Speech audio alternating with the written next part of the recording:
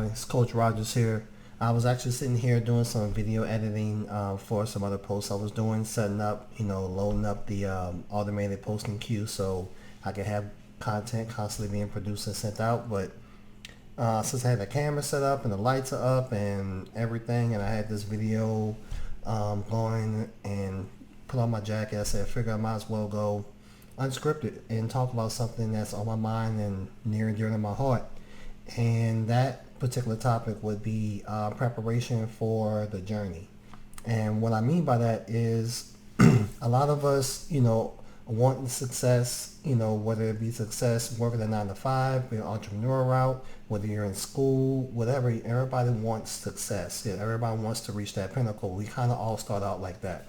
But a lot of us are not prepared for what it really takes to get there.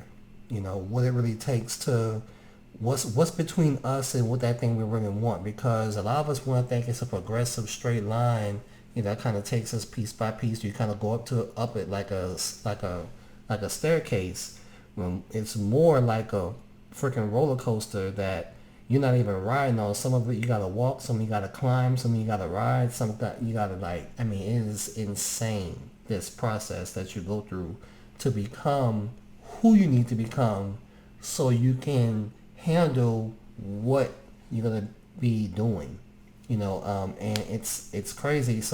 And it's so customized because everyone's journey is different, but everyone has a journey. You can go biblical and use all kind of examples, but you can go with some well-known celebrities to talk about their examples. I'll give you a couple just so I can set the stage here for this conversation. We look at Moses, who's one of the oldest stories in the Bible. He went from being born, he was supposed to be born a slave, but he ends up growing up in the palace. Then he finds out that he's supposed to be a member of the other people, then commits crimes, goes off into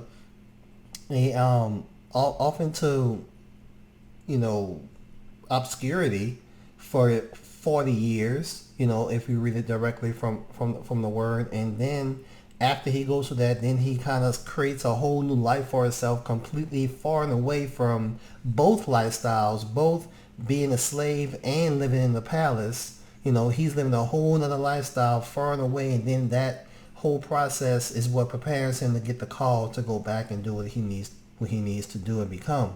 But he wouldn't be the man that he was when he came back if he had not went through all the stuff he went through, which is kind of insane. Another crazy example is, I say crazy example, but we want to talk about Joseph. It's another example. He got a vision, and a lot of us kind of can relate to his story a little bit. He had a vision that he was going to have his entire amazing family bowing to him, all the way down to the up to the father, his own father. And it was an interesting vision to have. It shows that he had obviously done something to receive that level of honor, but he didn't know that in order for him to get that, it's gonna get him beat up. It was gonna get him thrown in the pit. It was gonna get him thrown into slavery, and then it's gonna get him thrown in jail. And the trip part about it is that he literally did not do anything wrong to even warrant any of those quote-unquote punishments. And I think that a lot of us feel like we're doing what the things we're supposed to be doing, and when we find out who we're supposed to be, we try to operate in it, and a lot of times we're operating the wrong way, aka Moses, or we do what we're supposed to do and we get a negative result, aka Joseph, or you be like David, and you're out there doing what you're supposed to do. You get called in the house. Your father don't even recognize you at first as being somebody who could possibly be king, and they call you in the room, and you get the oil poured on you and wouldn't pour on nobody else in your family. The prophet shows up there saying the next king's in your house. Your father don't even present you at first because he don't even think you're worthy of being a possible king. But when you did get called in, because it didn't work for nobody else, everybody else got a chance before you. In David's story, everybody got a chance before him. It didn't work out for none of them. He gets called in there. The all pours on his head. Now, what happens right after that? You thinking, okay, all just pulled on my head. Let me go to the palace, get my crown, everything. You know what I'm saying? That's what's up. No, he had to go right back out and work. And there's nothing telling us how long he had to go back and be a shepherd after having all on his head. I thought I was supposed to be on my way. Meanwhile, I'm over here. I'm still doing this duty here, and there's no time section to tell you how long he was out there still doing that work at his father's house before of the whole scenario where he ends up meeting Goliath out there bringing his brother some sandwiches. He's out there bringing sandwiches and food, saying to his brothers who are soldiers, because he's not allowed to be a soldier. And that's when we had the whole Goliath situation. For those who know his story, that was the beginning of his story. I could go deeper, but I just want to show that, the journey, the vision, and the promise that you may have, and the vision and the passion and the thing that you want to create or to bring into the world or to become, has a journey attached to it that in a lot of cases doesn't look nothing like, the end result is going to be what it is that you wanted. You know what I'm saying? It's almost like I want to win the Super Bowl, but now you got me playing little league baseball, or got me as a little league baseball coach or something like that. It's like, what the heck? Yeah, I'm working out like I'm trying to be in the NFL, but only job I can get is coaching these kids. But what I'm saying? You don't know what series of events is going to come from bringing you exactly where you want to be. There's so many people that, quit in that process, because their process doesn't look like, their journey doesn't look like it's going to bring them to where they say they want to be. And I think the only difference between those who make it and those who don't is that those who make it just don't quit. That's the consistent story that I've noticed, whether it be biblical or whether we talk about the story of Steve Harvey when he went his story, The Rock, his story. I mean, you could just name off anybody that you look up to that has done some amazing stuff, whether it be in arts or entertainment or in politics or whatever. And they all have a I don't quit in them. I won't quit. I may pause for a little bit every now and then, short pause, but you just don't quit. You just keep trying. Perseverance, consistency. My story is still being written, because I had some things that I got up on my vision boards with an S, that hasn't come to fruition yet, but I'm still grinding, still working towards it. And sometimes I've been knocked down, all the way down, had to claw my way back up to get to where I started before I got knocked down, to continue to try to move forward. This is all part of the process. And I think that so many people are not being given an opportunity to understand what the journey might look like, or what to expect in the journey, that it's not always going to look like you're going to make it. It's just not going to look like you're going to make it. Sometimes you're the Patriots in the third quarter against the Atlanta Falcons. It looked like you got no business getting the ring. All you see is a vision of you holding up the trophy in the game, and it's third quarter, almost going to the fourth quarter, and you down by 4 touchdowns.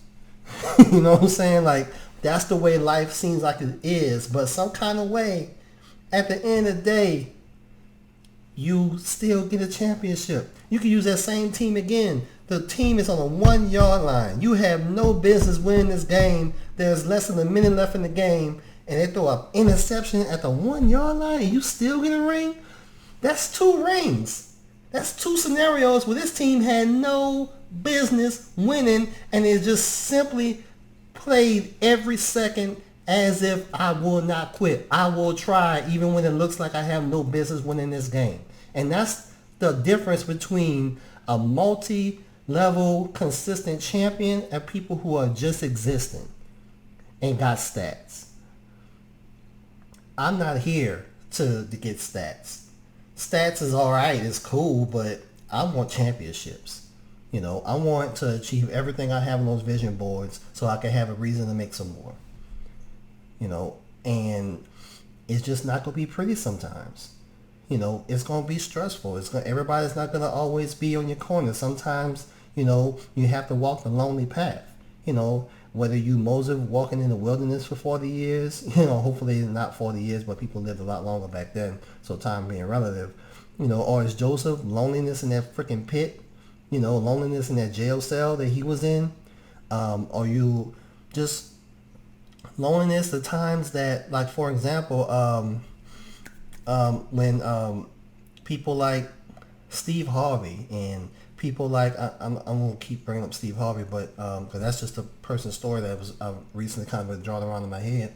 But the guy who used to be on the Late Show, I mean, there's so many people. I wish I could name off some more names for you right now off the top of my head, and I probably will in another video. But there's so many people, the people that you have seen do so many awesome, amazing things. If you go back and look at their stories and look at truly where they were and how close they were to actually even quitting themselves, when they just pushed just that little bit more, just try just that one more time. Tyler Perry, he was freaking broke, living in his car back home in New Orleans. I say back home because I'm from New Orleans, for those who don't know that. And it was his last ditch chance, the third chance of the same play, where it finally started to pick up, when he finally started to show a profit. I mean, before that, unfortunately, I know how it is to basically be living out of your doggone car. You know what I'm saying? At one point. It is part of the process. If you want greatness, if you want to be able, you see those people on Instagram posting themselves in front of all this stuff and this, that, and the other, say they living the life. You don't know what it took for them to get there. And you can have it too. There is not a scarcity of greatness in this world. There's a scarcity of people willing to do what it takes to get it. But there's not a scarcity of resources for more of us to be great, more of us to be multimillionaires, more of us to bring more value to the people around us in this world. There is room for it if you're willing to do the work, willing to do the work and go through the journey and understand that it's not always going to be pretty. It's not always going to be easy. Sometimes it's going to be lonely. Sometimes you're going to have to do without. Sometimes you're going to live lower than what you feel like you are worth, and you know that you have the capability of living, but it's all a part of the process. And anyway, like I said, this is completely unscripted. It's just me just kind of getting some stuff out. Jay Leno, that's who it was. That's the talk show host I was thinking about a second ago. I mean, him and David Letterman and Alan, the brother who just bought the Weather Channel recently. All of them was broke together. At the same time, what I'm saying? They were all working the comedy circuits at the same time. All of them was broken. Now all of them are multi-millionaires today. But you got to start somewhere, and you just can't not quit. You just can't not quit at all. You can't have quitting. You're gonna feel like it, but you have to. More people need to understand what the journey is gonna take. What it's going to take for you what the journey is going to actually look like. Unfortunately, the children of Israel, if they knew that they was going to have to deal with manna and deal with, walking all that distance and deal with a freaking huge sea in front of them that they had no idea was going to be able to split, I mean, they would have never left Egypt if you knew what the journey would look like. Because some of us who are already on this journey, speaking to you guys right quick, if you knew what you would have had to go through for real, before the journey started, you probably would have never left. And I'm with you on that. I'd have never started this mess if I knew, what it was going to take, But that's not an option, because once you've been called, and once you get called onto it to do this journey, you gotta go. You really don't have that much of a choice. There's only so much we have to control. You know what I'm saying? I mean, that's why when it's time for baby bird to start flying, that mother will make that nest around them so doggone uncomfortable. So where the bird gonna have two choices. She gonna make the sticks come up and make it hurt him and stick him, and he's gonna have to jump up and start learning how to fly if he wants to get to some sense of comfortability again. And that's how a lot of us feel, who some of us are still working in corporate America or still working at a lower level within our respective careers and industries, that it's not comfortable, we're irritated, and we're taking it out on all these other areas of our life. And really, it's time for you to get up out the nest, spread your wings, and you understand the first time you go out there and start trying to fly, you might fall. You're almost guaranteed to fall. But it's a part of the process. One of those times you try, those wings will get stronger and stronger and stronger, and then they're going to be able to lift you up. And when you start flying, you will never... That's the ultimate thing about the journey that I really want everybody to understand and see. Once you start flying, once you start getting there, once David got into the palace, the Bible said that he never went back to his father's house again. Once Joseph got to the palace, till he became prime minister of Egypt, he never saw jail or slavery or lack again. Once you get to that pinnacle, once Moses got to the end of his journey, he was talking face to face with God and wrote the first couple books of the Bible. He got to a point where he was in obscurity, to a point where he will never be forgotten. Never. And that's where the journey is ultimately going to take you.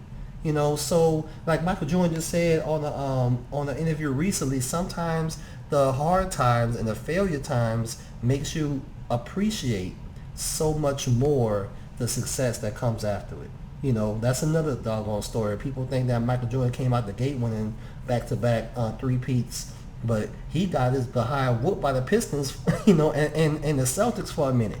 Before he was able to get what he worked for, as you saw in The Last Dance, and as you hear him talk about things recently. LeBron James is another one. Yeah, he didn't get his level of success until he went through a lot of stuff. Everybody goes through it, whether it be in sports, or whether you work in technology, or whether you're an accountant, or whether you're trying to be a coach, or whether you're working in a hospital, whether you're doing any of these things, law enforcement, public safety, whatever you are doing, there's a process and a journey for you to go through in order to get to where you're going. Just don't quit. Don't settle. Because that nest sticking is eventually going to bleed out. And then you'll die never knowing what you could have accomplished, and nobody around you will ever know the value you could have brought to the people around you, up to and including your family and yourself. Again, this is completely unscripted. I'm probably going all along. I don't know how long you people are going to actually watch this video. I'm going to just go ahead and post it raw, and it's going to be whatever. But I just feel like I needed to kind of get this, out of me, as I'm going through my journey. I don't know what I'm going to become ultimately yet. All I know is that I have a couple things that I have prayed for and I'm working towards, and I'm just not going to quit until I get there. And the journey may be rough and ragged or whatever, and look backwards or whatever, but I'm just saying, for you, God, and everybody else, that I'm all in. And I just want to let you guys know that you shall be all in on your journeys as well. And understand that it's not always going to be easy. It doesn't depend on what people think. It doesn't depend on what people say. It really don't depend on it. Ultimately, it's between you and the version before you, of you before. Every day, you just try to become a better version to beat you of yesterday. To beat the you of yesterday. That's all the person you're really competing with. And for my fellow believers, with God on our sides, victory is already promised. It's already promised. I don't care what it looks like right now. It's already promised.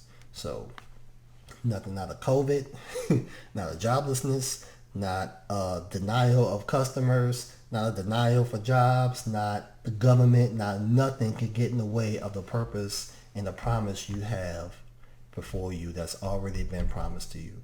Just keep working forward and do like Jacob, wrestle until you get what it is that you want, and you'll have it. All right, I'm done. I just wanted to kind of get it off my chest and It's Coach Rogers. Come check out the podcast. I got a couple of awesome recent interviews I did with a couple of wonderful young ladies, and I have a guy from Italy who's in Italy who's an amazing coach, and he is going to be coming up here soon as well. So anyway, check those out. Thank you guys for watching, and you guys have an absolutely blessed day.